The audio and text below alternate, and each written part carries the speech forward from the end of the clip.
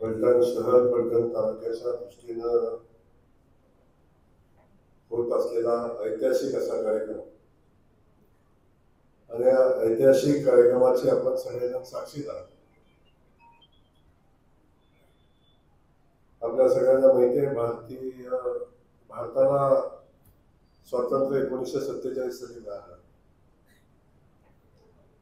आणि ते स्वातंत्र्य मिळवत असताना अनेक स्वातंत्र्य सैनिकांना बलिदान द्यायला लागलं. अनेकांनी आपला जीव गमावला, अनेकांनी आपले आयुष्य तुरुंगात काढले आणि या स्वातंत्र्याच्या लढ्यामध्ये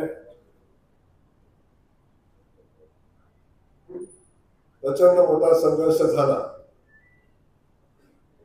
तर महात्मा गांधीजींनी एक इंग्रजांना चले जाओ म्हणून चळवळ उभी केली आणि जसा मार्केट कमिटीमध्ये कायदा आणलाय तसाच एक काळा कायदा इंग्रजांनी आणला होता. सायमन त्यावेळी सायमन परत जावं म्हणून एक आंदोलन चालू केलं होतं. आता फलटण शहराच्या स्वातंत्र्याची लढाई आता अंतिम टप्प्यात आलेली आहे. फलटण तालुक्याच्या स्वातंत्र्याची लढाई अंतिम टप्प्यात आलेली आहे आणि आता फलटण तालुका म्हणतोय राजे चले जाओ. फलटण तालुका म्हणतोय आता सायमन परत जाऊ. आता मार्केट कमिटीच्या माध्यमातून या लोकांच्यावर काळे कायदे लादणाऱ्या, त्यांच्यावर अन्याय करणाऱ्या आता दुसऱ्या एका बाबाला सांगितलंय की आता बाबा परत जाओ.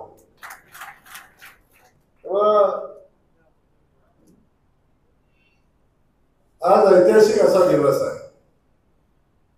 दादांनी काल परवा मला फोन केला आणि भाऊ या कार्यक्रमाला तुम्ही आलं पाहिजे अशा पद्धतीची भूमिका दादांनी मांडली. त्यांनी प्रचंड ताकदीनं या फलटण तालुक्याच्या जुलमी राजवटीच्या परिवर्तनासाठी संघर्ष केला. या तालुक्याच्या विकासाचं काम ज्या माणसाने हातामध्ये घेतलं, ज्या विकासाची वाट आमचा फलटण तालुका गेल्या अनेक वर्षापासून पाहत होता, तो सगळा विकास आता मागाशी दादांनी सांगितलं, मी पुन्हा सांगणार, अनेक नवनवीन ऑफिसेस या ठिकाणी चालू झाली, विकासाची कामं चालू झाली, MIDC चालू झाली आणि हे सगळं या ठिकाणी ज्यांच्या प्रयत्नात आले ते आपल्या फलटणचे सुपुत्र, माढ्याचे माजी खासदार, आमचे मित्र सन्माननीय रणजित दादा, ज्येष्ठ नेते सन्माननीय प्रल्हाद साळुंखे, तात्या आम्हाला कायम मार्गदर्शन करत असतात आणि करत असताना जिथं चुकल तिथं सांगतही असतात. तात्याने आज सांगितलं की भाऊ एका चांगल्या कार्यक्रमाला आपण चाललोय आणि रणजित दादा आता वेगानं परिवर्तनाची लाट या भागामध्ये रणजित दादाने आणलेली आहे. माजी नगराध्यक्ष दिलीपसिंहजी भोसले त्यांनी स्वतःचं असं वेगळं एक साम्राज्य निर्माण केलं. सहकारात असेल, शैक्षणिक क्षेत्रामध्ये असेल आणि उद्योग व्यवसायामध्ये असेल, प्रचंड संघर्षातून या माणसाने या सगळ्या संस्था उभ्या केल्या आणि इच्छा नसताना सुद्धा कधी कधी म्हणतो आपण की ह्या सगळ्या व्यवस्था टिकल्या पाहिजेत, वाढल्या पाहिजेत आणि या व्यवस्थेवर हजारो लोकांचं जीवन अवलंबून असतं. या व्यवस्था टिकवण्यासाठी कधी कधी असंघाशी संघ करायला लागतो. तो त्यांनी केला, पण त्याच्या लक्षात आलं की आता असंघाला सोडण्याची वेळ आलेली आहे. उशीर झाला तर योग्य वेळ झाले, काळजी नका करू. उशीर झाला पण आता योग्य वेळ आहे. तेही त्यांनी आज बोलताना सांगितलं. ते आदरणीय दिलीपसिंहजी भोसले, संत कृपा उद्योग समूहाचे अध्यक्ष विलासराव नलावडे, पलटण गाळेधारक संघर्ष समितीचे अध्यक्ष, त्यांनी कायम संघर्ष करतात. अन्यायाविरुद्ध लढा उभा करायचा म्हणलं की निकम वकिलांनी पुढे यायचं. गाळेधारकांचा अन्याय असो, कारखान्याच्या सभासदांचा अन्याय असो, कारखान्याच्या उत्पादकांचा अन्याय असो, ज्या ज्या ठिकाणी अडचणी तिथं निकम साहेब उभे राहिलेले असतात. तुम्हाला मनापासून या ठिकाणी मी धन्यवाद देईन. ते आज या ठिकाणी उपस्थित आहेत. सातारा जिल्हा भारतीय जनता पक्षाचे सरचिटणीस सन्माननीय जयकुमारजी शिंदे, भाजप तालुकाध्यक्ष बापूराव शिंदे, खास करून माझे संधी अधिकारी आणि आमचे मित्र जे या भागाच्या विकासासाठी संघर्ष करतात, नोकरीत असतानाही संघर्ष केला, आताही करतात, ते सन्माननीय विश्वासरावजी भोसले, माजी नगरसेवक सुदामाप्पा मांढरे. आता सुदामाप्पांनी प्रचंड संघर्ष केलेला आहे आणि सुदामाप्पांची मी तेच सांगतोय, असंघाशी संघ जेव्हा होतो तेव्हा नुकसान ठरलेलं असतं. अशा अनेक माणसांचं नुकसान करण्याचं काम इथल्या नेतृत्वाने केलं. ती सगळी माणसं आज आत्मपरीक्षण करण्याची वेळ आलेली आहे.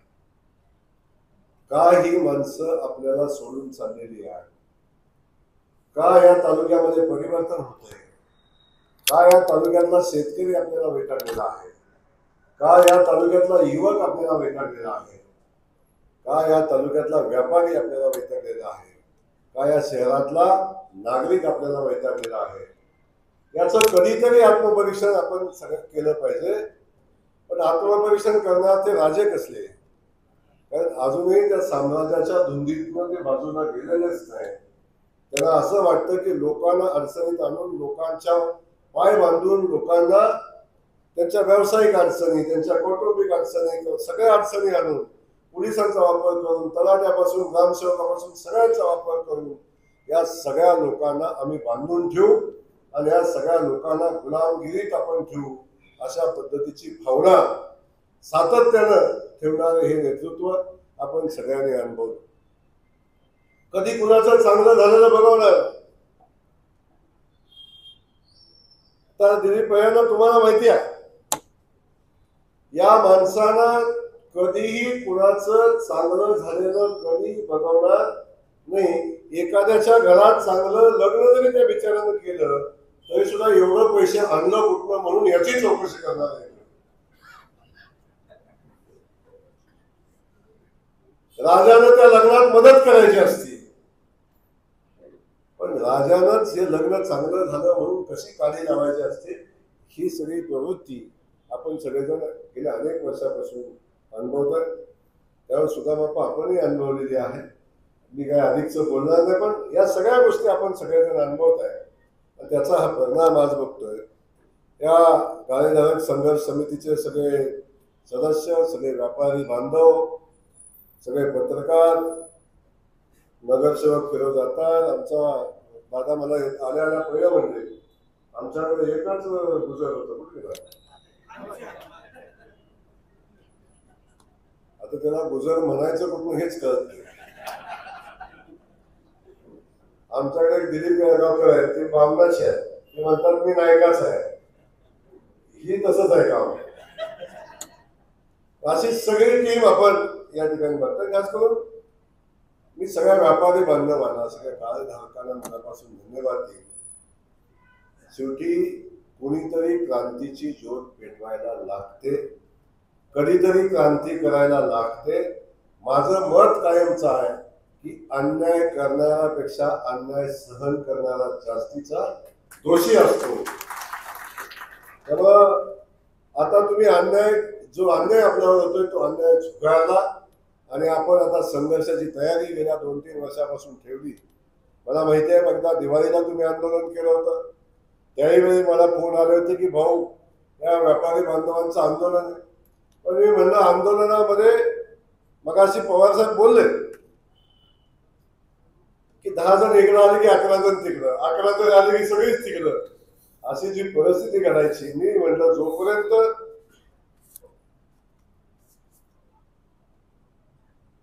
सगळ्यांची मानसिकता होत नाही, जोपर्यंत आपण या अन्यायाविरोधात लढण्याची मानसिकता करत नाही, तोपर्यंत या संघर्षाला कधीच यश येत नाही. पण आज ते यश या ठिकाणी आले, आपण सगळेजण बघताय. आणि मी तुम्हाला एक सांगेन, महात्मा गांधीजींचे उदाहरण आपल्या समोर आहे.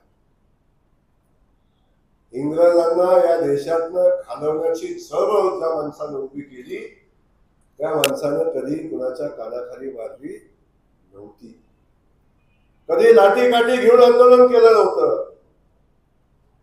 कधी बंदुकीच्या गोळीचं राजकारण आंदोलन कधी केलं नव्हतं.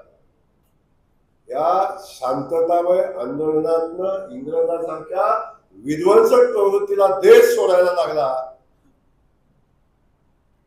अशा पद्धतीचं आंदोलन महात्मा गांधीजींनी उभं केलं आणि आपण सगळेजण बघतोय की स्वातंत्र्य देशाला मिळालं. आता हे तर खूपच साधे आहे, पण एवढा भाव केलाय दादा, एवढा भाव केलाय, याच्या एवढा भित्रा गडी मला नाही वाटत या महाराष्ट्राच्या पाठीवर कुठला आहे.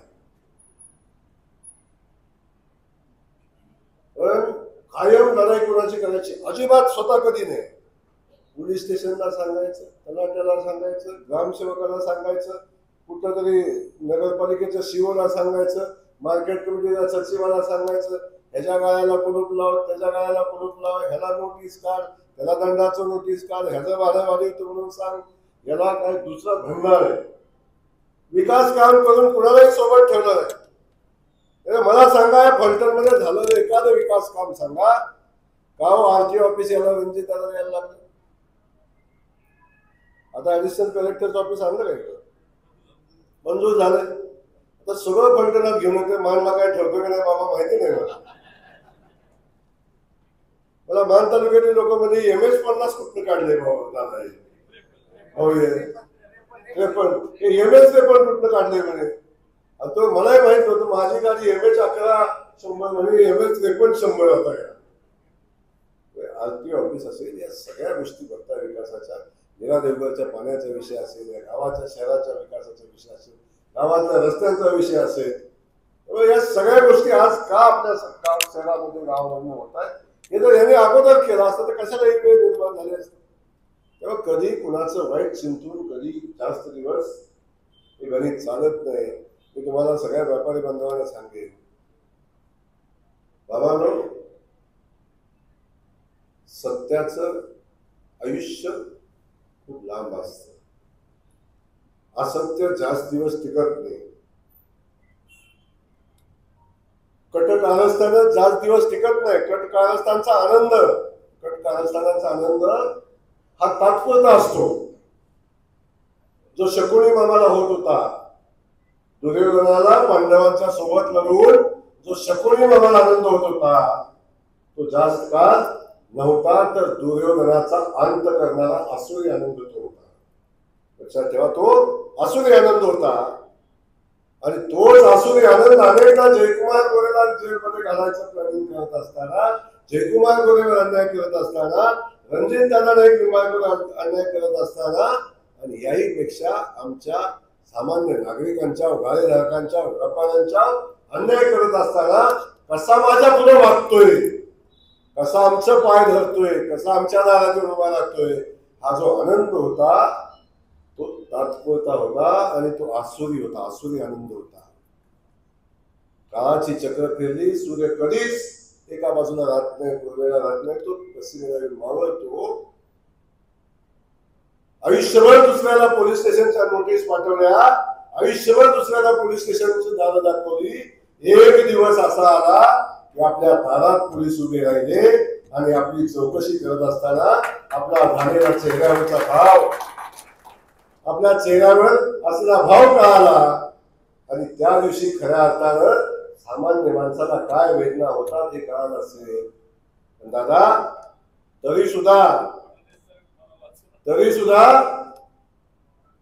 मी आजही सांगतो, हे वाचण्याच्या पात्रतेचं नाहीच, पण काय सांगू तुम्हाला, कुणाचा पाय धरला नाही असा पाय नाही.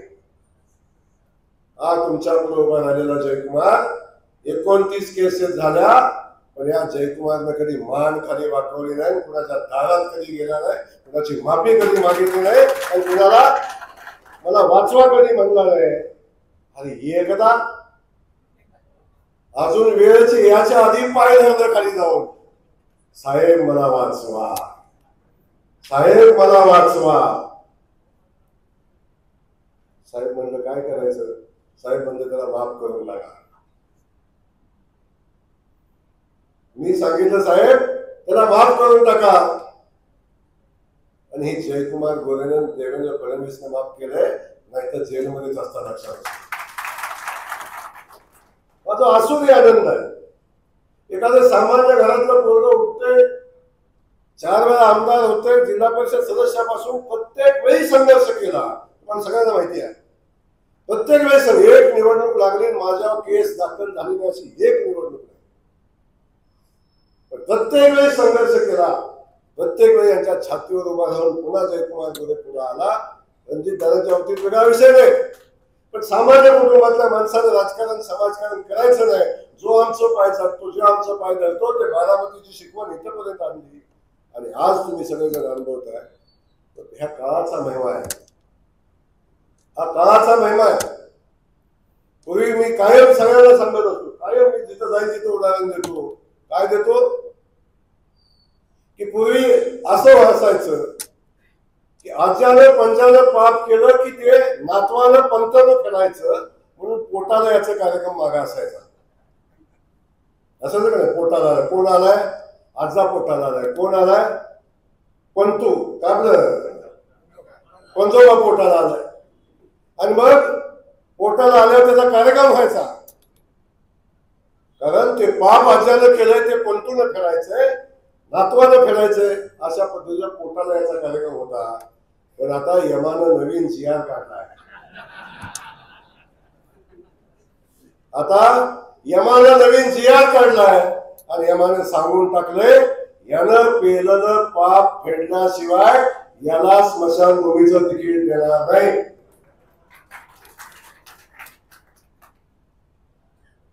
त्यामुळं तात्या काही होऊ द्या, केलेल्या प्रत्येक पापाची फेड झाल्याशिवाय तिकीट निघणारच नाही. काही करू द्या, किती षडयंत्र टाकू द्या. माझ्यावर षडयंत्र टाकले, मंत्री झाल्यावर सोडलं नाही मला, मंत्री झाल्यावर सुद्धा सोडलं नाही. तेव्हा सुद्धा माझं मंत्रीपद जाण्यासाठी पाक दिल्लीच्या मांत्रिकापर्यंत पोहोचला बहादर. याला जमलं नाही, केस घालून जमलं म्हणून दिल्लीचा मांत्रिक पकडला. आणि ह्या जो मंत्रीपद घालवायला कसं षडयंत्र करायला लागेल, हे षडयंत्र त्या मांत्रिकाच्या माध्यमातून, म्हणजे एका बाजूला पोलीस बिलीस बायका सगळं. कोण बायकाचा लपतो? मर्द लपतो का बायकांच्या? बायकांना पुढे मर्द करतो का? अरे लढाई लढा तर मर्दाची लढाई लढा. आपली संस्कृती बायकाचं संरक्षण करणारी आहे, महिलांना पुढे करून माग लपणारी संस्कृती आपली नाही. आणि या संस्कृतीत आपण वाढले मोठे झाला. जेव्हा आपण मालोजी राजेंचं नाव सांगता, काय अधिकार आहे तुम्हाला? त्या मालोजी राजेंचा इतिहास बघा, छत्रपती शिवाजी महाराजांच्या पासून बघा, त्यांचं नाव सांगताना तुम्ही असले उद्योग करता. ही परिस्थिती तुम्ही समजून घ्या. मला अधिकच काही बोलायचं नाही, मी वेगळं काही सांगणार नाही. पण मी तुम्हाला एवढंच सांगेन, आज राज्याचा ग्रामविकास खात्याचा मंत्री म्हणून काम करण्याची संधी मला माझ्या नेतृत्वानं, माझ्या पक्षानं आदरणीय देवेंद्र फडणवीस साहेबांनी दिली. प्रचंड संघर्ष करून मी इथं पोहोचतोय. दादा असेल, आज दादा खासदार असते ना, आज दादा खासदार असते ना, आज देशाचा कॅबिनेट मंत्री असतात.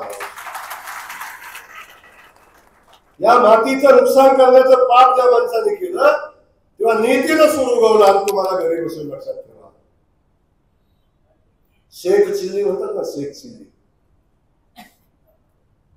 शेख चिल्ली ना भैया, शेख चिल्ली. फांदीवर बसायचं, फांदी तोडायची, ते कार्यक्रम केला कार्यक्रम तो. आणि तेव्हा नियतीनं तुमच्यावर सूर घेतला आणि आज घरी बसलाय आणि आज तडपडताय. काय पाप केलं का माणसाने? कारखाना उभा केला, त्याला दर देतोय. या गावाचा भागाचा विकास करतोय, इथं रेल्वे आली म्हणून लढाई करतोय, आरटी ऑफिस आलं पाहिजे म्हणून करतोय, इथं कलेक्टर ऑफिस आलं पाहिजे म्हणून करतोय, इथे MIDC आली पाहिजे म्हणून करतोय, गावागावचा रस्ता झाला पाहिजे म्हणून करतोय, गावची गटर व्यवस्था झाली पाहिजे म्हणून काम संघर्ष करतोय. काय करतो? आणि या संघर्षाच्या वेळी जेव्हा बाकी सोडा पाण्याचा विषय आजपर्यंत आपण बघितला तर ते सारखं सारखं बोलायची माझी इच्छा नाही. आता पुन्हा पुन्हा सांगायचं काही कारण नाही. 40 वर्ष काय केलं, 20 वर्ष काय केलं, तर सगळं सोडून द्या. तो इतिहास झालाय. आता आम्ही करून टाकतो. आता दादा करून टाकले, देवादेवगडचं पाणी आणून टाकतो, MIDC करून टाकतो, आम्ही हे सगळं करून टाकू. आता त्याचं नाव घ्यायचं दादा बंद करू, सांगेल आता बंद करू. आता कशाला म्हणजे इजलेला दिव्याला वाद लावायची कारण तेव्हा अजिबात आता कारण नाही. कारण वाद आता पाक राग झाली त्या वाटेची. किती त्याला तेल घातलं तरी काय होणार आहे का? आता वेगळं तेल घालायची वेळ आलेली आहे. माझी आपल्या सगळ्यांना निमित्तानं विनंती माझी आहे, आता हे सगळं सोडून दे, जाऊ दे. त्यांनी पाप केलं, परमेश्वर बघून घेईल. माझी या निमित्तानं एवढी एक विनंती आहे, आता तरी सुधारा. आता तरी सुधारा. आता ते नियती एकदा, दोनदा, तीनदा, चारदा माफ करते, बरोबर आहे का नाही? किती वेळा? एकदा, दोनदा, तीनदा, 10, 100 चुका होईपर्यंत माफ केलं का नाही? केलं का नाही? 100 चुका. ज्या दिवशी 141 चूक झाली तेव्हा कुठं गेलं कळालं का खरं? त्यामुळे माझी विनंती आहे, अजून सुद्धा परमेश्वराच्या रूपानं देवेंद्र फडणवीस आपल्याला पावले म्हणून जेलमध्ये बसायचं वाचन आहे, म्हणून जेलमध्ये नाही. आज आता तरी जाणीव ठेवा, आता तरी नीट वागा. आमचं व्यक्तिगत दुश्मनी कुणाशी नाही, व्यक्तिगत राग आमचा कुणाशी नाही. माझा व्यापारी बांधवांना सांगणार, आपण संघर्ष केला, आपल्या संघर्षाला सलाम. आपण जे आंदोलन उभं केलं होतं 3 दिवस ऐन दिवाळीत त्या लोकांनी आंदोलन केलं. उघडी बिचारी रस्त्यावर आली तरी सुद्धा दयामया नाही आली. आणि का? कशासाठी? अरे या देशामध्ये, या राज्यामध्ये या उद्योगधंद्याला चालना मिळाली पाहिजे म्हणून मोदीजी या उद्योग व्यवसायाला मदत करतायत, फडणवीस साहेब मदत करतायत, उद्योजकांच्या मागे जात आहेत, दावोसला जात आहेत, तिथून बोलवतायत, सांगतायत की आमच्या गावात या, आम्ही लाईट मोफत देऊ, आमच्या गावात या, आमच्या राज्यात या, आम्ही जमीन मोफत देऊ, आमच्या राज्यात या, आम्ही तुम्हाला सबसिडी देऊ, पण इथे व्यवसाय करा, आमच्या लोकांना या ठिकाणी रोजगार द्या, आमच्या या ठिकाणी व्यवसाय करून आमचा भाग संपन्न करा, अशी भूमिका मांडताय. आणि इथे हे व्यापारी बिचारे धंदा करतायत, संघर्ष करतायत. 2-2, 4-4 माणसं तरी कामाला असतील का नाही बिचाऱ्यांच्याकडे? 2-2, 4-4 माणसं असतील का नाही कामाला? एका गावात किमान 2-5 माणसाचं घर चालत असत. अशा लोकांची घरं उद्ध्वस्त करायला चाललं. काय देवाने कमी केलं तुम्हाला? भाडेवाढ काय? आणि भाडेवाढ काय करायची असते? किती टक्के करायचे असते? त्यामुळे चिंता करू नका. तुम्हाला सांगतो, दादा इथं आहेच, दादा अजिबात होऊन देणार नाही. दादाला कुलूप लावायचा आता विषय सोडून द्या. वाड्याला कुलूप लागेल पण गाड्याला नाही लागेल. अन्याय बिन्याय हा विषय सोडून द्या. मी काय सांगितलं, आम्ही कुणाचे दादा असेल कुणाच्याही वाटेला जाणार नाही, कुणाचे नाही. पण सामान्य माणसावर अन्याय झाला तर सोडणार नाही. व्यापाऱ्यांच्या बाबतीतला विषय असेल, ती व्यापारीच नाही, कुणावर सामान्य माणसावर अन्याय झाला तर ते सोडणार नाही. आणि उठणारी आणि मातणारी आमच्या अवलाद नाही.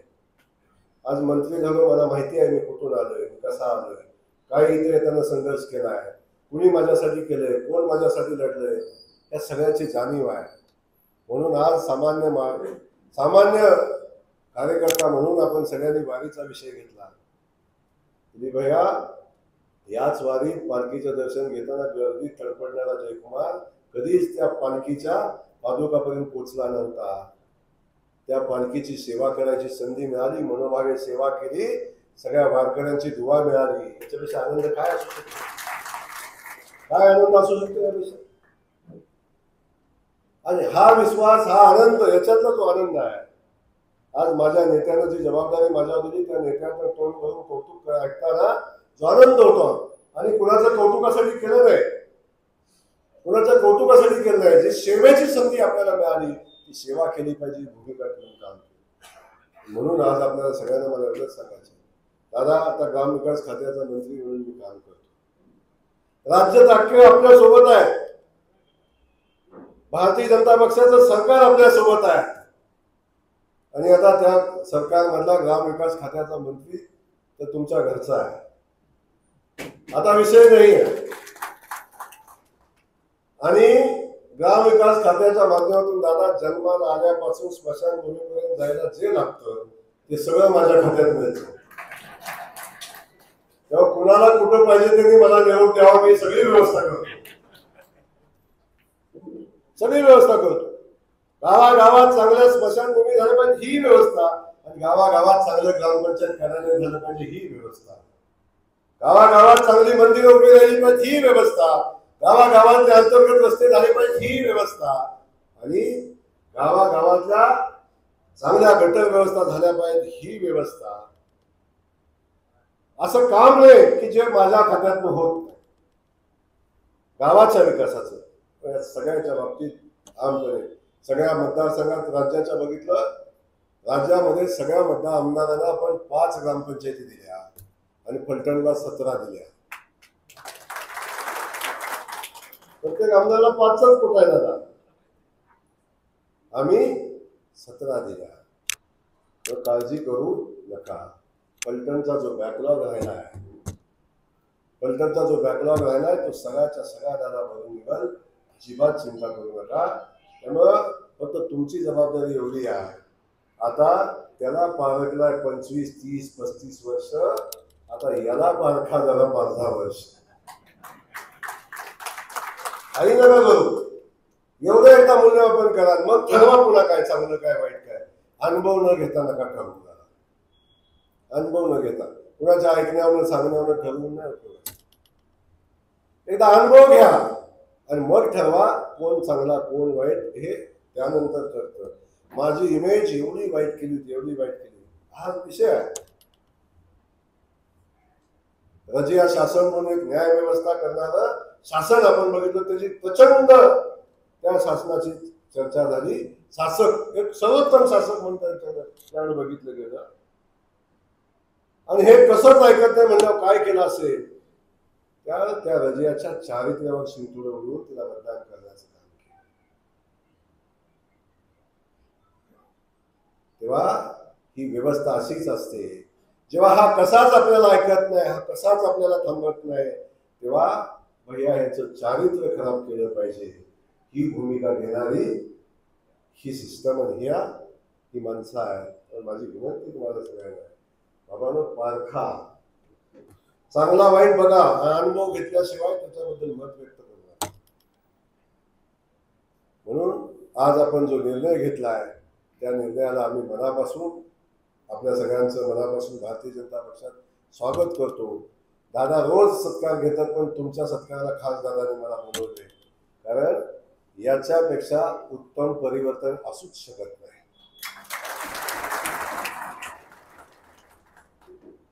म्हणजे इंग्रज शासन परत जायची वेळ जेव्हा आली होती, तेव्हा जी लोकांनी उठाव केला होता तो उठाव आजचा आहे. त्यामुळे आता अंतिम घटका मोजत असलेलं हे शासन आता त्यांना घरी जा म्हणायची वेळ आलेली आहे, आणि लवकरच ती व्यवस्था आता होईल. या अनुषंगाने काम चालू आहे. एवढंच आजच्या दिवशी मी आपल्याला सांगतो. आपल्या सगळ्यांना मनापासून धन्यवाद देतो. आपलं स्वागत करत असताना एवढंच सांगतो की तुम्हाला कुठलीही अडचण येऊन देणार नाही. दादा इथं आहेच, माझी गरज लागणार नाही, पण लागली तरी सुद्धा फक्त 27 मिनिटाच्या अंतरावर नाही आहे, फक्त 27 मिनिटाच्या अंतरावर आहे. त्यामुळे अजिबात चिंता करू नका, एवढंच आपल्याला सांगतो. आपल्या सगळ्यांना मनापासून स्वागत करून धन्यवाद देऊन थांबतो. जय हिंद, जय महाराष्ट्र. ग्रामीण विकास मंत्री आदरणीय जयकुमार गोरे साहेब, जयभाऊ ग्रामीण विकास मंत्री नंतर झाले आणि फलटणच्या या परिवर्तनामध्ये जयाभाऊंचा सिंहाचा वाटा हे कोणी नाकारू शकत नाही. उपस्थित आदरणीय तात्या, आदरणीय दिलीपसिंह भोसले भैयासाहेब, माजी नगराध्यक्ष, उपस्थित विलासभाऊ, जयकुमार शिंदे, अनुपशाह, विश्वासराव भोसले साहेब, अमरसिंह नाईक निंबाळकर, तालुकाध्यक्ष बापूराव शिंदे, तालुकाध्यक्ष लक्ष्मणराव सोनवलकर, सुदामाप्पा, बजरंग गावडे, रणजित भैया, अमोल सस्ते, फिरोज भाई, अनूप, ज्यांच्या मुळात आपण एकत्रित आलो आणि ज्यांनी सगळ्यांना आपल्याला या ठिकाणी एकत्र बोलवलं, संघर्षाचं बीज रोवलं, ते आपल्या सर्वांचे मार्गदर्शक ॲडव्होकेट नरसिंह निकम साहेब, त्यांच्यासाठी एकदा टाळ्या.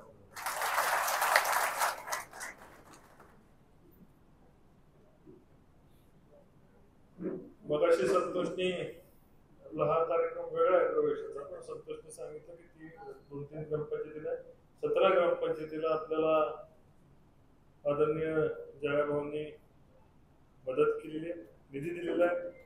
आणि ग्रामविकास मंत्री जेव्हा राज्याचे झाले तेव्हा मी तिथं होतो. फाईल स्वीकारताना पहिलीच एक फलटणच्या क्रीडा संकुलाला दिली आणि पुढच्या आठवड्यामध्ये फलटण तालुक्यातला महाराष्ट्रात कुठं कामं घेतली मला माहिती नाही, पण राज्यात पहिली कामं फलटण तालुक्यात 100 गावामध्ये प्रत्येक गावाला ग्रामीण रस्ता दिला. 100 गावाला. तालुक्यामध्ये विधानसभा मतदारसंघामध्ये 156 गाव आहेत. 56 राहिलेली आमदार फंडामधून आपण देतोय आणि बाकीचे जयाभाऊंच्या फंडातून होतात. 156 गावांचा निधी त्या ठिकाणी आमदार सचिन पाटील साहेब आणि नामदार जयकुमारजी गोरे यांच्या फंडातून तालुक्याला मिळत आहे. मी त्याबद्दल आपल्या सर्वांच्या वतीने त्यांचे धन्यवाद देतो.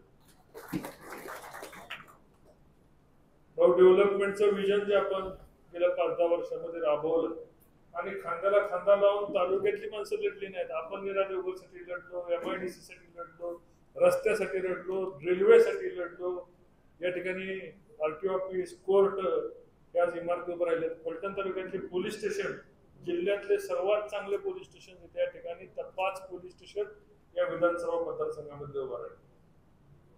शहरामध्ये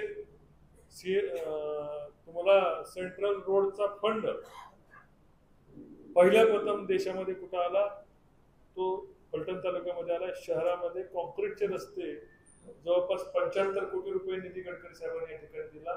त्याचं आता काम चालू झालेलं आहे आणि राहिलेल्या रस्त्यासाठी आदरणीय देवेंद्रजींनी निधी दिला.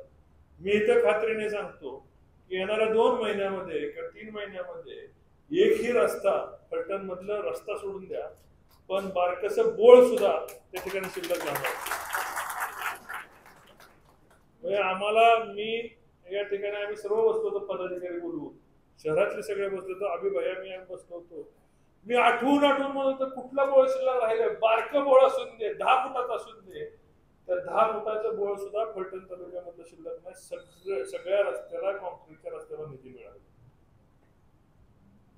क्रीडांगणाला निधी मिळाला, शहरच्या क्रीडांगणाला निधी मिळाला, तारांगणाला निधी मिळाला, महिलांच्या जिम साठी निधी मिळाला, सिटी हॉस्पिटलचा निधी मिळाला. त्याची टेंडर आता झालेली. एक नाट्यगृहाला निधी मिळाला, 10 कोटी रुपयाचा निधी नाट्यगृहाला मिळाला. पैसे शहराला पैशाचा पाऊस मागच्या 1 वर्षापासून चालू आहे. नीरा देवघरच्या योजनेला निधी परत दुसऱ्या टप्प्याला 950 कोटी रुपये मिळाले. फलटण आदरकी रस्ता कॉन्क्रीटचा झाला. प्रशासकीय भवनाला मागच्याच महिन्यामध्ये प्रशासकीय भवनाला 18 कोटी रुपये मिळाले. तलाठी भवन आणि यांच्यासाठी महसूल भवनाला 10 कोटी रुपयाची ग्लास बिल्डिंग मिळाली. त्याची काल टेंडर अप्लाय झालेली. जवळपास 350 कोटी रुपयाचा आसू गिरवी रस्ता आता त्याचे अंतिम टप्प्यात आहे. भोसले साहेबांच्या त्याच्यामध्ये माहिती काढून टाकू. निवाच्या रस्त्याची उंची जास्त झालेली आहे. मी काल गेलो होतो तिथं, असं त्यांचं म्हणणं आहे, मार्ग काढून टाकू. फलटण गिरवी रस्त्याला निधी मिळाला. फलटण उपळवे रस्त्याला निधी मिळाला. फलटण बारामती रस्ता 750 कोटी रुपयाचा पूर्णत्वाकडे चालला. पालखी महामार्गाला 1200 कोटी रुपये आणले. 1200 कोटीचं उत्तर तुम्हाला खाजगीत सांगितलं की कशा पद्धतीने लोकांना फायदे मिळाले. रिंग रोडला परत 176 कोटी रुपये फलटणला मिळाले. तो रिंग रोड आता पूर्ण होत आलेला आहे.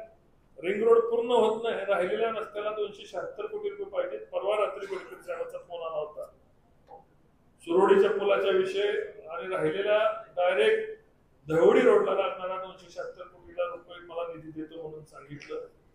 म्हणजे खासदार असू नसू पैसे तालुक्यासाठी पैसे आणताना आपल्याला कुठे अडचण नाही येत. आणि आता सचिन पाटील आमदार झाले, जयभाऊ मंत्री झाले, सीआरएफ मधून अनेक प्रस्तावाला या ठिकाणी राज्य आणि केंद्र सरकारने पैसे दिले. या गावामधला एकही रस्ता चांगला नव्हता आणि येणाऱ्या 3 महिन्यानंतर एकही रस्ता खराब राहणार नाही गावी शहरामधला. हे आपण 3 दक्षता घेतो. संपूर्ण जुन्या बिडाच्या पाईपलाईन, आता बिडाच्या पाईपलाईन बदलायचा निधी केंद्र सरकारच्या सीआरएफ मध्ये मंजूर करून घेतला. कशाला ताळमेळ नव्हता. पण गडकरी साहेबांना सांगितलं की रस्ते तुमचे जाणार आहेत, त्या रस्त्याला जुन्या पाईपलाईन बदलायला आमची नगरपालिकेची परिस्थिती तेवढी नाही. त्यांनी त्यातून जवळपास 7 कोटी रुपये जुन्या पाईपलाईन दिले. मलठणमध्ये नवीन पाण्याची टाकी मंजूर झाली, स्विमिंग पूल मंजूर झाला आणि बहुतेक सगळ्याच वॉर्डामध्ये येणाऱ्या आता 2 स्विमिंग पूल झाले फलटणमध्ये. राहिलेल्या 4 ठिकाणी सुद्धा आपण स्विमिंग पूल, अद्यावत इमारत, व्यायाम, महिलांची जिम मंजूर झाली. त्याचंही 1 कोटी रुपयाचं टेंडर झाले आणि त्याच्याही तुमचा जिम्नॅशियमच्या पैशासाठी वेगळे पैसे राज्य सरकारने दिले. आणि एवढ्या मोठ्या प्रमाणावर मला वाटते जवळपास 150-200 कोटी रुपये 6 महिन्यामध्ये रस्त्याला आले शहराच्या, एका फक्त फलटण शहराच्या रस्त्याला. आणि एवढा निधी आल्यानंतर फलटण शहरामधले रस्ते शिल्लक राहणार नाही याची मला खात्री. गटार शिल्लक राहणार नाही. कालच परवा मागच्या आठवड्यात मी देवेंद्रजींकडनं ह्याच्यावर सही करून घेतली. अंतर्गत सगळे इलेक्ट्रिकल केबल आणि सबस्टेशन त्याचंही काय ते 300-350 कोटी रुपयाचे टेंडर आता लवकर प्रकाशित होईल. सगळ्यावरच्या वायर्स आहेत, वायर मुक्त फलटण शहर करण्याच्या दृष्टीने आपली वाटचाल चालली. काल सचिन पाटील साहेब थांबून तो प्रस्ताव आता मार्गी लागला. 15 कोटी रुपयेच्या बस स्टेशनला पैसे मंजूर झाले. म्हणजे मी कदाचित माझ्याकडनं आता थोडे कमी जास्त होती शिल्लक सांगायचं राहतोय. एवढ्या मोठ्या प्रमाणामध्ये महाराष्ट्र सरकारने या ठिकाणी आपल्याला पैसे दिले. महाराष्ट्र सरकारचे देवेंद्रजींचे आभार मानावे तेवढे, जयभाऊंचे आभार मानावे तेवढे. आणि अशा प्रकारे तुमच्या सर्वांच्या सहकार्य, विशेष करून काही अडचणी असल्या, कुठल्याही अडचणी असल्या, आता भाऊ असल्यामुळे मला तिथं कुठलीच कमी जाणवत नाही.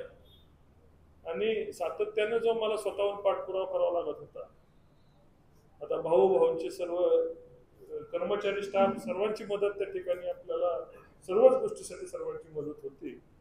आणि मी खऱ्या अर्थाने त्या ठिकाणी आता माझ्या लोकसभेच्या काळापेक्षा जास्त मी या ठिकाणी आनंदी आहे.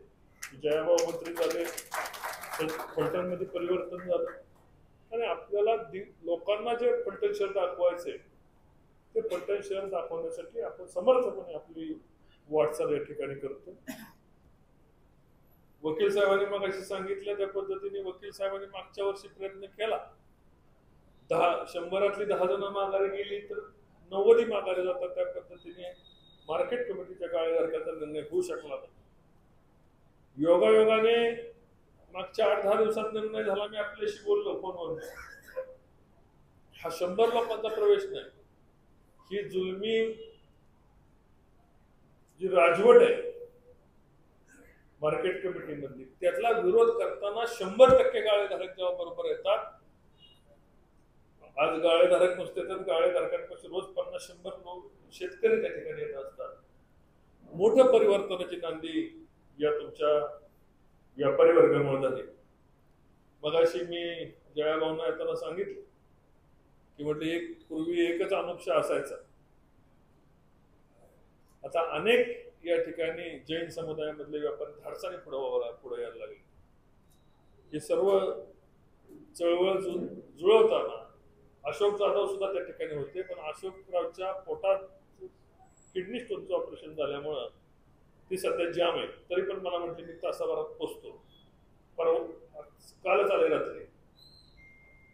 आपल्या सर्वांना एकच सांगतो, आपण बघितलंय माग आपले सत्कार घेतले होते, त्यानंतर 427 गाळ्यांना कुलप लावली आणि 427 गाळ्यांना कुलप लागल्यानंतर मी बाहेर होतो. दुसऱ्या दिवशी सकाळी मोर्चा ठेवला होता. आपण म्हटलं मोर्चा काय काढायचं कारण आहे, येऊन दे म्हटलं कोणाला यायचं. त्याची 427 गाळ्यांची कुलप तोडायचं काम 2 तासात सगळ्या आपल्या सर्व सरकारने 427 गाळ्यांची कुलप तोडली. त्यानंतर परत कधी नगरपालिकेचं नोटीस नाही, नगरपालिकेचं कुठलं करवाढ नाही.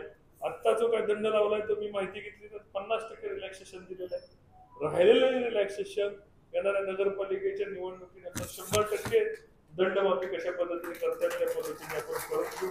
लोकांच्या पाठीमागे समृद्धपणे ताकदीने उभा राहणं, त्यांच्या सुखदुःखाशी समरस होणं हे महत्वाचं आहे.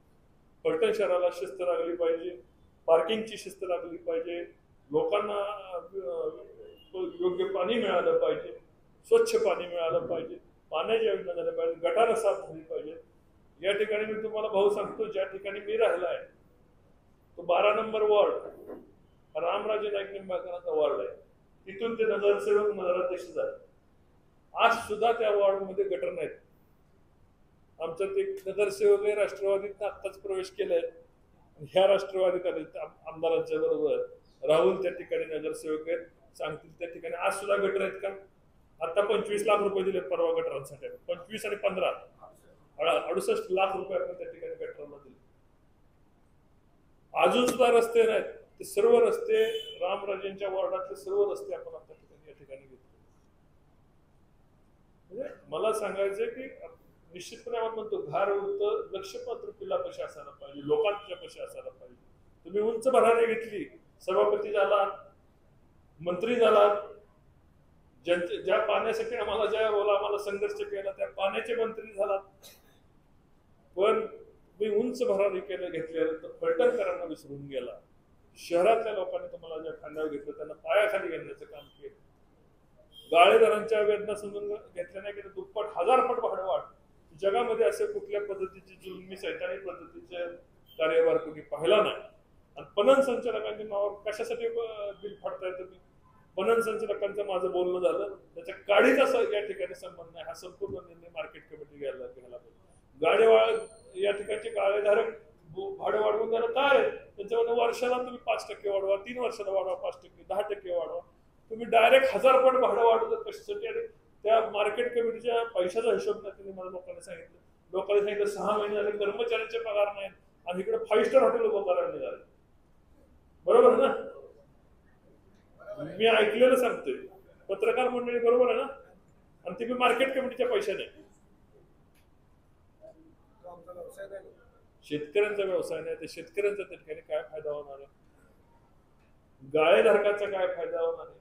व्यापाऱ्यांचा काय फायदा होणार आहे? तुम्ही निश्चितपणे व्यापार करा, पण तो व्यापाऱ्यांच्या पैशावर नाही, स्वतःच्या खिशातल्या पैशावर व्यापार केला पाहिजे असं माझं मत आहे. आम्ही व्यवसाय उभे केले, आम्ही कुणाकडे रुपये मागायला तालुक्यात करू लागलो?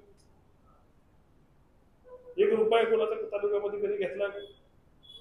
आम्हाला व्यवसायामध्ये अडचणी आल्या असतील, काय असतील, पण आम्ही आमची व्यवस्था व्यवस्थितपणे पार पाडली आणि समृद्धपणे आज या तालुक्यामध्ये व्यवसाय चालवतो. अनेक टीका होत असतात, बिनबुडाच्या टीका होत असतात. कधी म्हटले ऊसाची बिलच मिळत नाही, कधी म्हणणार हे 26,000 कोटी रुपयाची इतकी उलाढाल नाही, 26 पैसे कोटी उलाढाल नाही. म्हणजे निर्मला सीतारामन मॅडमला सांगा, ज्या कंपनीचे 26 पैसे उलाढाल नाही, नाव खातं खोललंय त्याच्यामध्ये 26,000ची उलाढाल यायची. अशा अनेक भापक कल्पना, दंतकथा लोकांच्या मध्ये पेरायच्या. कधी 13 नंबर खोली सांगायची, कधी दहशत सांगायची. बरोबर? आता तो पण इतिहास झालेला आहे. कारण तालुक्याला 7,000 मत, 5,500 मताच्या फरकाने शहरातले आमदार मिळाले. आणि मला 81% मतदान झालं शहरामधलं. किती? 81%.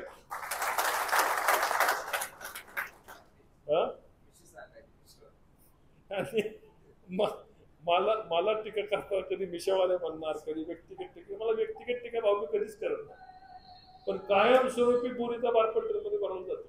आणि महिनाभर 29 दिवस कधी महाशय मध्ये येत नाही. येत ना 29 दिवस मी मोजतो.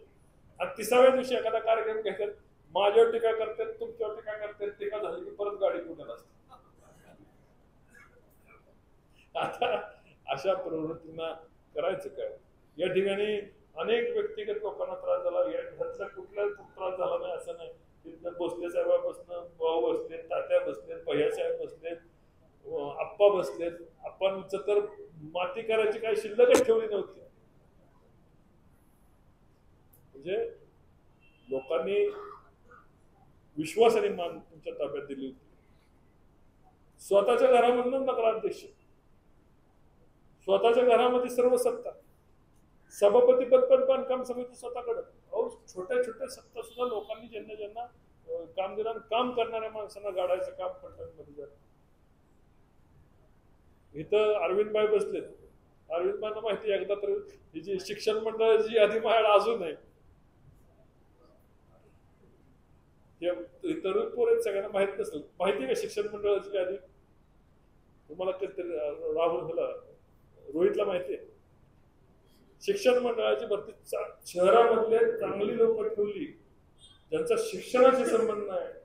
एकही तडी पार मोका नाही. अशा प्रत्येक लोकांना तडी पार मोका, गुंड, बलात्कार अशा लोकांचे शिक्षण मंडळ करून टाकलं पडतं. बरोबर आहे ना रोहित? चुकतंय काय? रोहितचं नाव घेतोय मी, त्याला माहिती आहे म्हणून रोहितचं नाव घेतोय. आता प्रसन्न मनाला रोहितने सांगितलं माहिती. तर अशा पद्धतीचा फलटणचा कारभार लोकांनी बदलायचं ठरवलं. आणि जेव्हा लोक बदलायचं ठरवतात ना, तेव्हा तुम्ही काय किती थप्पा मारा. आता मला किती लोकांना फोन आले असतील त्यातले, भाडं वाढवत नाही, हे करत नाही, ती करत नाही. अनेक लोकांचे मला फोन आले, दबाव आणला, हे आणला. लोक माझं हटली नाही, लोकांनी संकल्प केला. आणि म्हणून हा कार्यक्रम काय हजारोच्या संख्येचा मोठा नाही कार्यक्रम. भावना सांगितलं 100 पेक्षा जास्त लोक असणार आहे. बरोबर भाऊ? हा कार्यक्रमाला महत्व वेगळं आहे. ज्यांनी पालखी खांद्यात बसून पालखी गेली, स्वतः भोई झाले, त्यांना गाडायचं काम ज्या लोकांनी केलं, त्यांना गाडायचं काम आज ही लोक पुढे आलेली आहेत. आणि योग्य पद्धतीने त्यांना येणाऱ्या प्रत्येक इलेक्शन मध्ये त्या ठिकाणी त्यांची जागा 81% होणार, 91% पुढच्या राहणार नाही.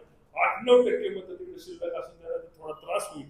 मग 8-9% माणसं आपल्याला जाणीवपूर्वक त्या ठिकाणी शिल्लक ठेवायची. एवढंच या ठिकाणी बोलतो आणि पुन्हा एकदा सगळ्यांचे आभार मानतो. जया भाऊ बोलण्यापूर्वी सगळ्यांना विनंती करतो की या ठिकाणी आपल्याला यानंतर महाराजाला आपण सगळे भाऊच्या बरोबर सगळे 2 घास खायला एकत्र भेटणार आहोत. मग तिथं कार्यक्रम संपला की सर्वजण महाराजाला यायचे. जय हिंद, जय महाराष्ट्र. अन्य मान्यवरांचं आणि सातत्याने आपल्याला सारखा पाठिंबा देतात दादा आणि मित्रमोठी यांचं सगळ्यात पहिलं आभार आहे. आज बऱ्याच दिवसापासून आपण पाहत होतो की मार्केट कमिटीचं भाडं वाढलं, संप करायचं, नाही दिलं कुलूप लागेल, अशा वेगवेगळ्या धमक्या यायच्या. प्रत्येकाला गाठायचं, प्रत्येकाला आपण बोलवायचं. मगाशी मित्रमोठ्यांनी बरंच काही सांगून गेले. पण दादा एक विषय असा राहिलाय की आमच्या गाळाधारकामध्ये जर गाळाधारक जर मयत झाला आणि त्याची वारसाची नोंद करायची असेल तर तो गाळा मार्केट कमिटीला जमा होतो. आणि त्या वारसाची नोंद करायची असेल तर 2 लाख रुपये डिपॉझिट आणि 1 लाख रुपये ट्रान्सफर फी ही तुम्ही भरायची आणि बाकी राहिलेले सुद्धा भरायचे. तर गाळा ट्रान्सफर, अन्यथा काहीही मिळणार नाही. आज दादांच्या रूपाने आपल्याला खरोखर तालुक्याला म्हणा किंवा आपल्या गावाला संजीवनी मिळाली. आज दादा कल्पवृक्ष आहेत. आज त्यांच्या सावलीला बसून आपण वेगवेगळ्या पद्धतीने बिझनेस करू, व्यवसाय करू. प्रत्येकाच्या अडचणी दादा सोडवतात. भाऊंचं सहकार्य आहे, वकिलांचं सहकार्य आहे, भोसले साहेबांचं, स्टाफांचं, सगळ्यांचं सर्वांचं सहकार्य आहे. परंतु आज आपण एकजुटीने राहायला पाहिजे. आज इथं बसा, उद्या सकाळी तिकडे जाऊन काहीतरी समजा असलं काय कुणी गाळाधारकाने करू नका. त्या सवयी मोडा, एकनिष्ठ राहा. तुम्हाला जर काय मिळवायचं असेल आणि काही करायचं असेल किंवा तुमचं भविष्य उज्ज्वल करायचं असेल तर तुम्ही एकनिष्ठ राहा. हा दादांचा पर्याय आजचा नव्हता, तर गेल्या 3 वर्षापासून आपण प्रयत्न कसं टाका, बरोबर आहे का? हातभार करा जरा. हा प्रयत्न आपण बऱ्याच दिवसापासून करत होतो, परंतु हे सिद्ध नव्हतं. कारण प्रत्येक वेळेस 10 आली की 11 फुटायची, 11 फुटली की सगळी जायची. दादा खरोखर आहे, सगळ्यात वाईट मी झालं असेल, आता माझा बिझनेस खरा वेगळा आहे दादा, पण त्या ठिकाणी माझ्या 2 गाड्या आहेत आणि आज मुद्दाम होऊन दादा तुमचा कार्यक्रम आणि हा सगळे माझे सहकार्य आहेत म्हणून हॅलो, तर मी आवर्जून उपस्थित राहिलो, सगळ्यांनी उपस्थित राहिले त्याबद्दल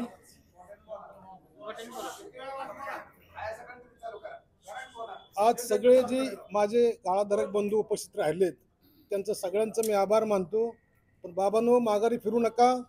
तुमचं आज ज्या ठिकाणी बसला आहात, जो रस्ता धरला आहे, ह्याच रस्त्याने तुमचं सगळ्यांचं कल्याण आहे. पुढची परिस्थिती फार वाईट आहे. तुम्ही जर रस्ता बदलला, तुम्हाला सगळ्यांना माहीत आहे, काय काय लोकांचे गाळाधारक वारलेत. त्यांनी प्रयत्न केलाय स्वतःच्या वारदाराची नोंद करा, कुणाची झालेली नाही. आज बी तीच भीती, भाडं वाढलं वर्गणी काढा, हे करा ते करा, असलं काही कोणी करू नका. जे काय आहेत वकील साहेब बघतात आणि वकील साहेबांच्या माध्यमातून आणि दादांच्या पाठिंबातून आपले सगळे प्रश्न सुटणार आहेत. आणि ते बी नियमाप्रमाणे, असं काय वेगळ्या पद्धतीने काय होणार नाही. परंतु आज आपण दादांच्या पाठी खंबीरपणे उभं राहणं गरजेचं आहे. मी राजकारणातून बोलत नाही, एक व्यावसायिक, एक व्यापारी म्हणून दादा भाऊ हे आपले खरोखर आपल्याला एक सावली, प्रत्येक प्रश्न सुटण्यासारखी परिस्थिती आहे. तरी आपण सगळ्यांनी ना एकदम प्रामाणिकपणे प्रश्न दादांच्या पुढे मांडावेत किंवा वकिलांच्या पुढे मांडा. उगाच विनाकारण इकडे तिकडे फिरत बसू नका. दादा, अजून एक विषय असा आहे की नगरपालिकेचा, नगरपालिका जाणून बुजून, म्हणजे आता मी खरोखर प्रश्न म्हणतो की गेल्या 3-4 वर्षापासून असं काय व्यापाऱ्यांना टार्गेट केलंय की त्या व्यापाऱ्यांची नगरपालिका भरून घ्यायची नाही, जास्त दाखवायची, दंड लावायचा आणि नंतर त्या गाड्याला कुलूप लावून जमा करायची. हा एक विषय आहे. हा एक विषय सोडून द्यावा. सगळ्यांच्या नगरपालिका भरून घ्यावी, रितसर घ्यावी. जाणून बुजून न घेतल्यामुळे दंड जो केला आहे तो माफ हो, ही विनंती दादा भाऊ, माझी विनंती. आणि सगळ्यांना, आम्हाला काही जे माझे व्यापारी सगळे बंधू, सगळ्यांना जो काही आर्थिक संकट येते, म्हणजे असे काही फार मोठे व्यापारी सगळे दादा नाहीये. याच्यामध्ये काही मेकॅनिक आहेत, काय गॅरेजवाले आहेत, काय ऑटोमोबाईल्स आहेत, काय पंक्चरवाले आहेत, असे सगळे. परंतु त्यांची तेवढी ताकद होत नाही 40-40, 50-50 हजार भरायची. म्हणजे भरण्याची सगळ्यांची हे आहे, म्हणजे भरण्याची तयारी आहे. परंतु ती जी नगरपालिकेचे जे कर आहे तो नियमात भरून घ्यावा, हे एक दादा माझ्या विनाकारण कुठल्याही परिस्थितीत कुठेही आता कोण तुम्हाला आढळणार नाही, कारण तुम्ही योग्य ठिकाणी बसलाय माझ्या माहितीने. त्यामुळे इथून पुढे तुम्हाला कोणाची भीती नाहीये, कोणाचं काय मनात बाळगू नका. जो काय प्रश्न वकिलांच्या मार्फत दादा तर आपल्याला रात्रंदिवस कधीही तुम्ही फोन करा, फोन तुमचा उचलला जाईल. दादा फोन उचलतात प्रत्येकाला सहकार्य करतात. कोणतंही काम असू द्या, तुम्ही दादांच्या पाठीशी उभं राहावं. एवढं बोलून तुम्ही माझं भाषण घेऊ शकता. धन्यवाद. सर्व व्यापाऱ्यांच्या उपस्थितीत संपन्न होत असलेल्या या कार्यक्रमासाठी आणि आपला भाजप पक्षात प्रवेश करण्यासाठी उपस्थित असणारे या महाराष्ट्राचे ग्रामविकास मंत्री आदरणीय भाऊ, ज्यांच्या नेतृत्वाखाली आपण फलटण तालुक्यात काम करतो, त्या आदरणीय दादा, या कार्यक्रमासाठी उपस्थित असणारे तात्या विलासरावजी नलवडे, आणि सर्वात महत्वाची गोष्ट म्हणजे भोसले साहेब, सुदामाप्पा, आणि सर्वात चांगली गोष्ट ज्या माणसाने आयुष्यभरामध्ये 25-30 वर्ष सर्वसामान्यांच्यासाठी लढा द्यायचा प्रयत्न केला, ज्यांनी संघर्ष उभा करायचं काम केलं, अशा माणसाने आजचं नियोजन केलेलं आहे. खरंच या माणसाचं कौतुक करावं तेवढं कमी आहे. ज्या माणसावर अन्याय होतो त्या ठिकाणी निश्चितपणे वकील साहेब, निकम साहेब उभे असतात आणि त्याबद्दल आपण त्यांच्या सत्ता मिळो न मिळो, परंतु सत्तेची हाव न धरता सर्वसामान्यांच्यासाठी सातत्याने प्रयत्न करणारे वकील साहेब आपण नेहमीच पाहतो. फलटण मधला मोर्चा फलटण मधला बंद आणि निकम साहेब नाईक असं कधीच घडू शकत नाही. आणि अशा निकम साहेबांच्या उपस्थितीत त्यांनी आयोजन केलेल्या या कार्यक्रमासाठी आपण सर्वजण उपस्थित आहात, त्याबद्दल मी आपल्या सर्वांचं व्यापारी बंधूंचे मी मनपूर्वक स्वागत करतो. मला आठवतंय 86 साली मला नगराध्यक्ष म्हणून संधी मिळाली काम करण्याची. 86, 87, 88 या काळामध्ये ज्या गोष्टी काय घडल्या असेल मार्केट कमिटीच्या समोरच्या रस्त्यावर, सातत्यानं 35 वर्षात त्या गाळ्याच्या पुढे काहीही झालेलं नाही. येऊन कचऱ्याचा ढीग सुद्धा मातीचा उचलला गेलेलं नाही. हे चित्र मी तुम्हाला सांगायची गरज नाही. ड्रेनेजची आवश्यकता असताना ड्रेनेज झालं असं चित्रही आपण पाहिलं नाही. रात्री अंधार असो तिथं कधी लाईट्स उभ्या राहिल्या नाहीत, पोल्स उभे राहिले नाहीत. ही दुर्दशा गेली 35 वर्ष या व्यापाऱ्यांचे मार्केट कमिटीतले चाललेले आहे. आणि अशा सर्व व्यापाऱ्यांच्या खरं तर एका अर्थानं मोठं संकट आलेलं आहे. दिवसेंदिवस फलटण शहरामध्ये या चुकीच्या निर्णयामुळे घेतलेल्या काही चुकांमुळे बिझनेस ज्या पद्धतीने उंचीवर जायला पाहिजे त्या पद्धतीने जात नाही. कुठलाही गाळा आपण बघितला रिंग रोडला तर गेल्या 5-6 महिन्यामध्ये सोडाच, पण कित्येक दिवसात 6 महिने ते वर्षभर एखादं नवीन दुकान आपल्याला बघायला मिळतं. परत बघितलं तर तिथं दुसरं दुकान उभं असतं. आणि संध्याकाळी तुम्ही 6 ते 8च्या दरम्यान फिरला त्या रिंग रोडनी तर तिथं कुठल्याही दुकानात आपल्याला कस्टमर बघायला मिळत नाही. मार्केट कमिटीचा तर विषय संपतोच, 7 लाख दुकानं बंद झालेली असतात. अशी दुर्दशा आज या तालुक्यामध्ये झालेली आहे.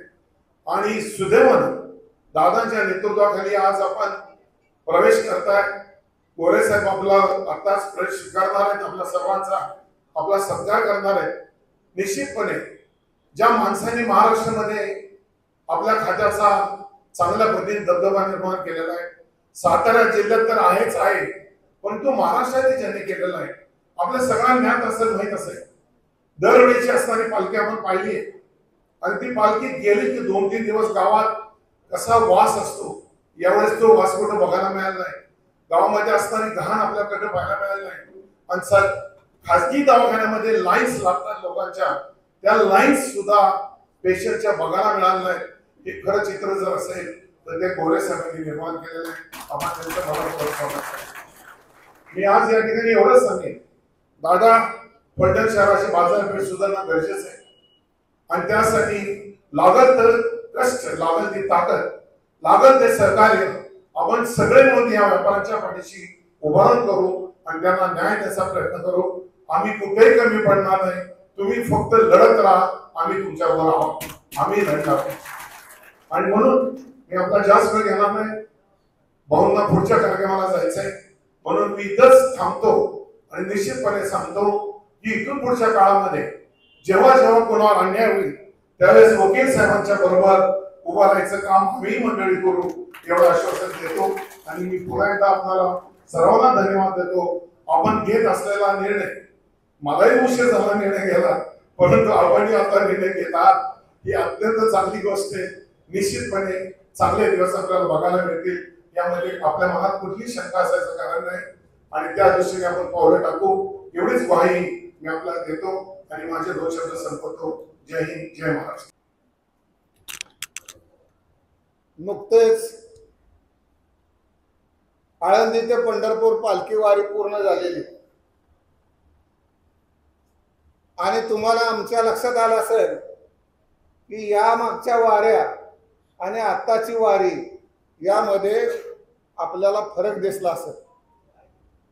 वारीचं काटेकोर नियोजन, जर्मन हँगर असो नाहीतर आणखीन बरंच काय काय मला सांगता पण येणार नाही, इतक्या सोयी ज्यांनी केल्या,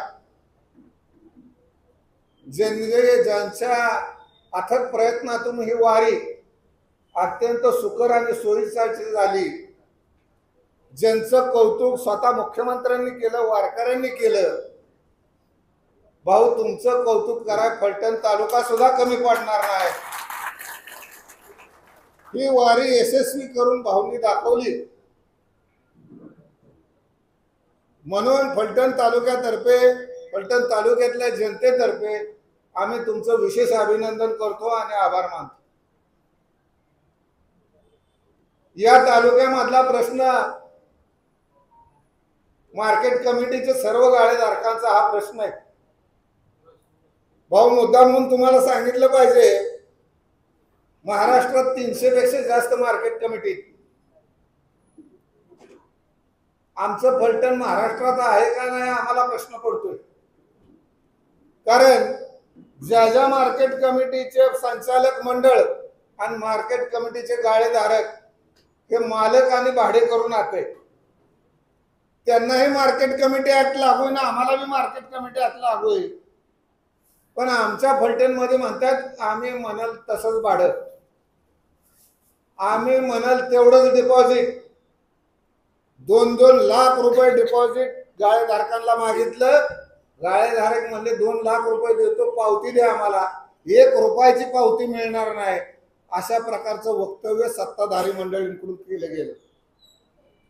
भाऊ, तुम्हाला प्रास्ताविक मध्ये मुद्दाम मी सांगतोय, हे सर्व मंडळी माझ्याकडे आली. आम्ही 4 दिवस अधिकार गृहासमोर उपोषणाला बसलो. 200 गाळेत 4 कोटीचा धंदा करायला ही मंडळी निघाली होती. 4 कोटीची खंडणी ह्या गाळेधारकांना मागत होती. हे गाळेधारक 5 दिवस ऐन दिवाळीत उपोषणाला बसले, तिथंच आंघोळ्या केल्या. त्यावेळेस त्यांना माघार घ्यायला लागली. 4 कोटीची खंडणी हाणून पाडली म्हणून गाळेधारकांवर राग आहे. आणि गेली 16 सालापासून गाळेधारकांवर धारेव धरले, शिव्या द्यायच्या, गाळ्याचे करार करायचे नाहीत. 10-10 वर्ष गाळ्यांचे करार झाले नाहीत आणि ह्यांना सारखे दम दिले जातात. आम्ही म्हणाल तेव्हा तुम्हाला बाहेर निघावं लागेल. गाळेधारकांना काळजी करू नका. तुम्ही ज्या पक्षात आज प्रवेश करताय त्या पक्षाचं नेतृत्व आदरणीय नरेंद्र मोदी साहेब करतायत आणि ज्या महाराष्ट्रात तुम्ही राहताय त्या पक्षाचं नेतृत्व आदरणीय देवेंद्र फडणवीस साहेब करतायत. आणि ज्यांच्या शुभ हस्ते आज तुम्ही प्रवेश करतायत ती मुलुक मैदानी तोफ म्हणजे जयकुमार भाऊ गोरे आहेत. आणि ज्यांच्या उपस्थित आपण हे करतोय, प्रवेश करतोय, ज्यांच्या नेतृत्वाखाली आपण काम करतोय ते रणजित दादा आहेत. तुमच्या केसाला सुद्धा धक्का इथून पुढे लागणार नाही.